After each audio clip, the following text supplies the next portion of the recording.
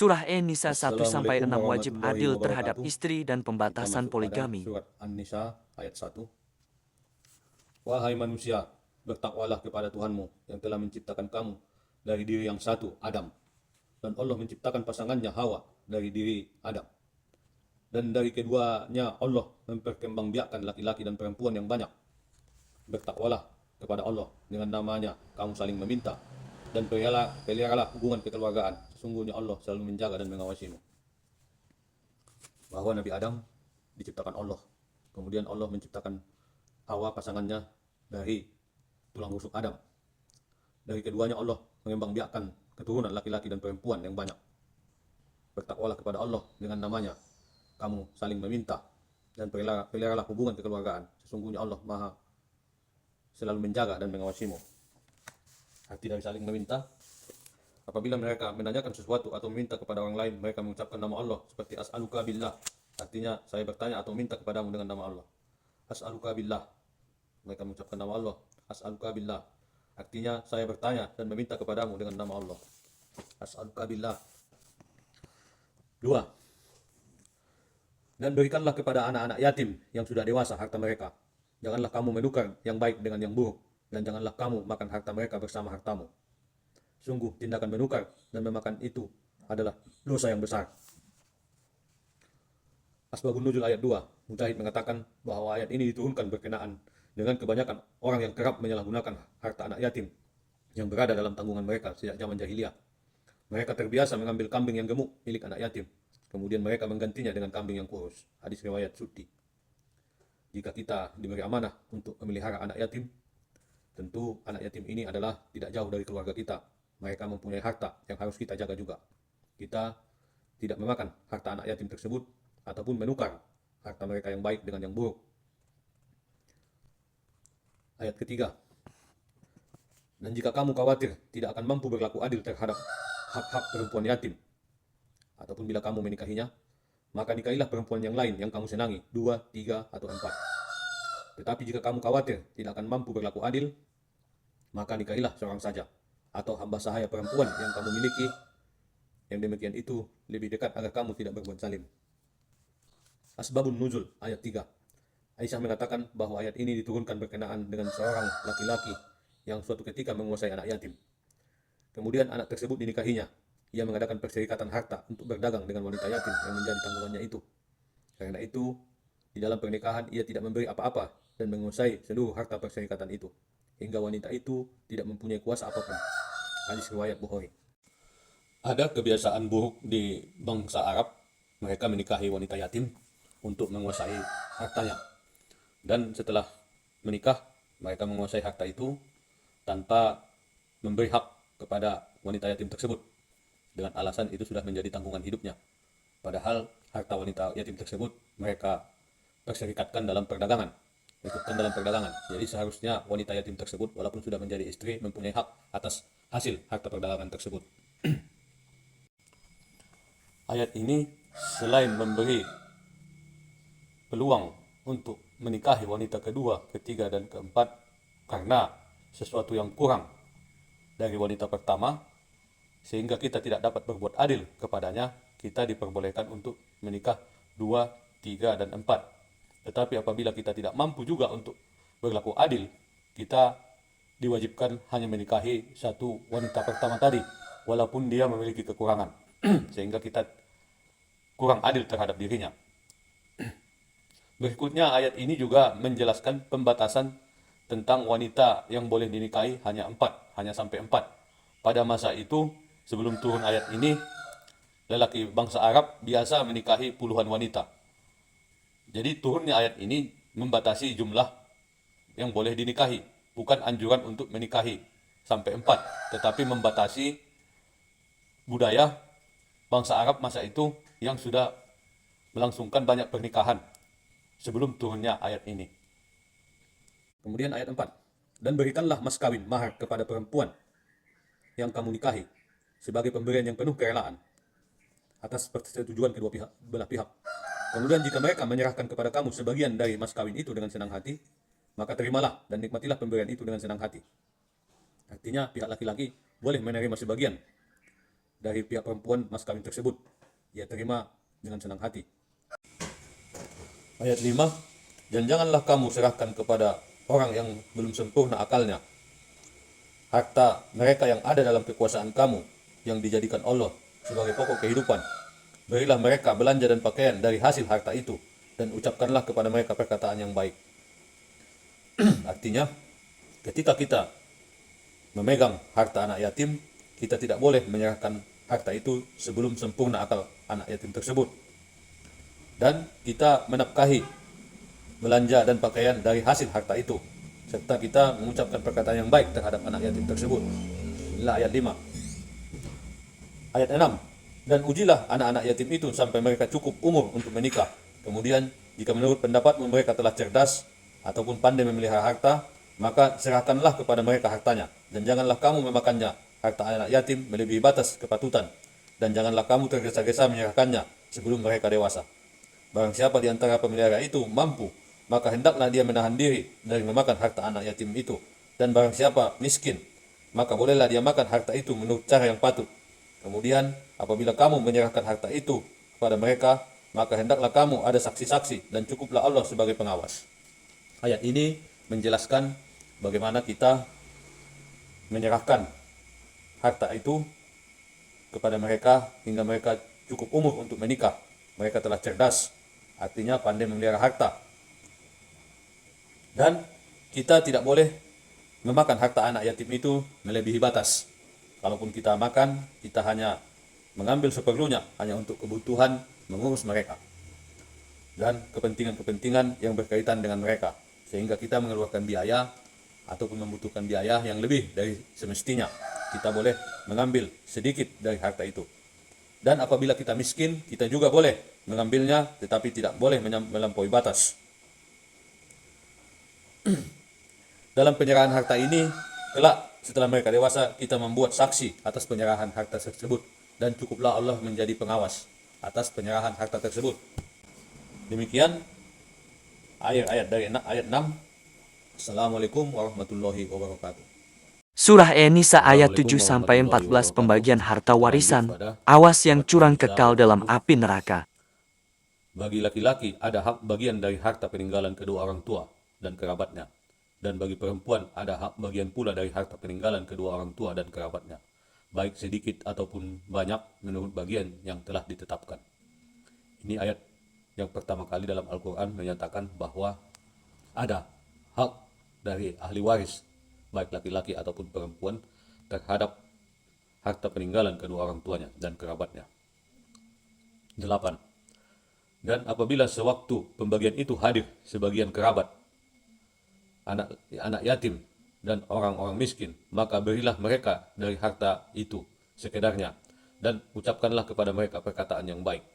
Asbabun Nuzul ayat 7-8. Menurut Ibnu Abbas, kedua ayat ini diturunkan berkenaan dengan wafatnya seorang kaum Ansor, Aus bin Sabit.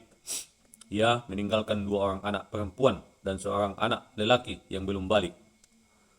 2 orang putra pamannya, Halid dan Arfatah, yang berstatus asobah, penerima sisa warisan, datang mengambil semua warisannya.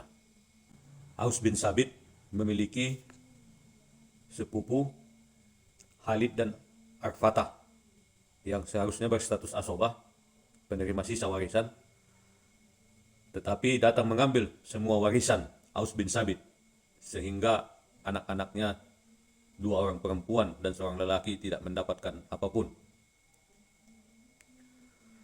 Kemudian istri Aus bin Sabih datang mengadu masalah itu kepada Rasulullah. Hadis riwayat Abu Sa'id dan Ibnu Hibban. Ini menjelaskan bahwa kedudukan ahli waris mutlak untuk memiliki harta waris yang ditinggalkan kedua orang tuanya. Bukan status asobah justru menguasai harta dari yang meninggal. Ini sangat tegas dijelaskan dalam ayat 8. Bukan justru asobah yang menguasai harta dari ahli waris. Ini banyak kejadian terjadi pada masa ini, sehingga ahli waris banyak yang tidak dapat memiliki haknya karena mereka ini masih kecil ataupun belum balik. Ini sangat jelas ditegaskan dalam ayat 8 bahwa asobah hanya memiliki sedikit dari pemberian dari ahli waris. Ayat 9. Dan hendaklah takut kepada Allah orang-orang yang sekiranya mereka meninggalkan keturunan yang lemah di belakang mereka, yang mereka khawatir terhadap kesejahteraannya. Oleh karena itu, hendaklah mereka bertakwa kepada Allah, dan hendaklah mereka berbicara jujur dengan tutur kata yang benar. Asbabun Nuzul ayat 9. Mujahid menjelaskan bahwa ayat ini diturunkan berkenaan dengan permintaan Sa'ad bin Abi Waqqas yang suatu ketika sedang sakit keras. Pada saat Rasulullah datang menjenguk, Sa'ad berkata, "Wahai Rasulullah, aku tidak memiliki ahli waris kecuali seorang anak perempuan. Apakah aku boleh mengimpakkan 2/3 hartaku?" Rasulullah bersabda, "Tidak boleh." "Separuh ya Rasul." "Tidak," jawab Rasulullah lagi. "Jika sepertiga ya Rasul?" Rasul mengizinkan. "Ya, sepertiga juga sudah banyak." Rasulullah bersabda, "Lebih baik kamu meninggalkan ahli warismu dalam keadaan berkecukupan daripada dalam keadaan miskin yang meminta-minta kepada orang lain." Hadis riwayat Bukhari dan Muslim. Dalam penetapan jumlah harta waris yang akan diterima ahli waris, kita hendaknya takut kepada Allah. Sekiranya kita takut meninggalkan mereka dalam keadaan lemah, khawatir akan kesejahteraannya, kita harus tetap bertakwa dan berbicara dengan jujur agar tetap menjalankan syariat dalam pembagian harta waris. Ayat 10. Sesungguhnya orang-orang yang memakan harta anak yatim secara jolim, sebenarnya mereka itu menelan api dalam perutnya, dan mereka akan masuk ke dalam api yang menyala-nyala, masuk ke dalam api neraka. Ini artinya hak anak yatim ataupun harta waris yang mereka terima dari orang tuanya tidak boleh kita ambil. Ini ibaratnya seperti menelan api ke dalam perut yang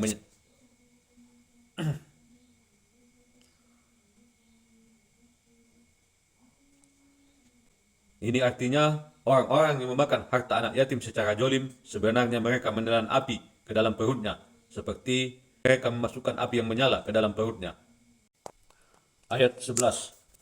Allah mensyariatkan, mewajibkan kepadamu tentang pembagian waris untuk anak-anakmu, yaitu bagian seorang anak laki-laki sama dengan bagian 2 orang anak perempuan. Dan jika anak itu semuanya perempuan yang jumlahnya lebih dari 2, maka bagian mereka 2/3 dari harta yang ditinggalkan. Jika anak perempuan itu seorang saja, maka dia memperoleh setengah harta yang ditinggalkan. Dan untuk kedua ibu bapak, bagian masing-masing 1/6 dari harta yang ditinggalkan, jika dia yang meninggal mempunyai anak. Jika dia yang meninggal tidak mempunyai anak, dan dia diwarisi oleh kedua ibu bapaknya saja, maka ibunya mendapat 1/3. Jika dia yang meninggal mempunyai beberapa saudara, maka ibunya mendapat 1/6. Pembagian-pembagian tersebut di atas setelah dipenuhi wasiat yang dibuatnya, atau setelah dibayar hutangnya. Tentang orang tuamu dan anak-anakmu, kamu tidak mengetahui siapa di antara mereka yang lebih banyak manfaatnya bagimu.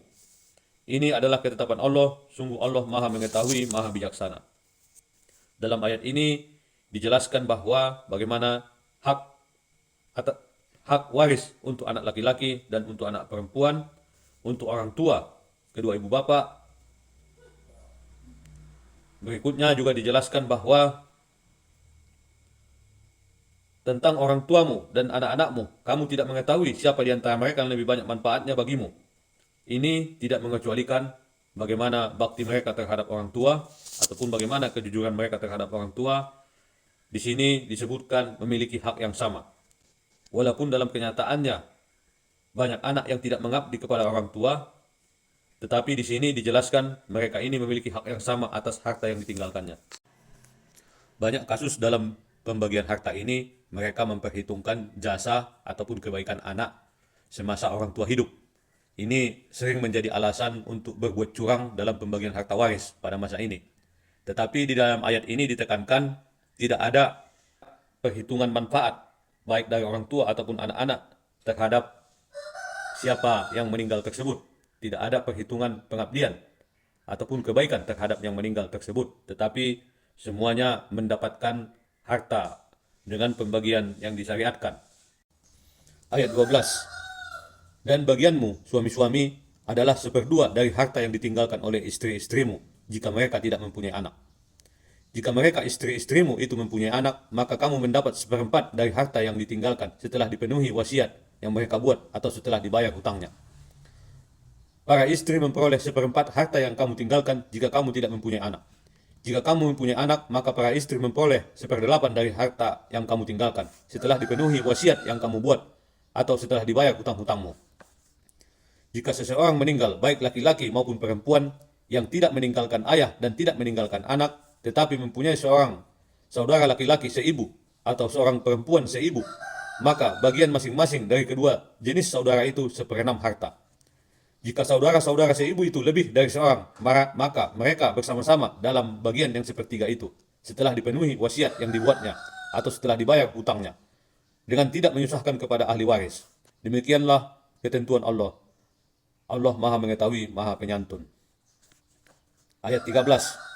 Itulah batas-batas hukum Allah. Barang siapa yang taat kepada Allah dan Rasul-Nya, dia akan dimasukkan ke dalam surga yang mengalir di bawahnya sungai-sungai. Mereka kekal di dalamnya. Dan itulah kemenangan yang agung. Ayat 14. Dan barang siapa mendurhakai Allah dan Rasul-Nya dan melanggar batas-batas hukumnya, niscaya Allah memasukkannya ke dalam api neraka. Dia kekal di dalamnya dan dia akan mendapat azab yang menghinakan. Asbabun Nuzul ayat 11-14.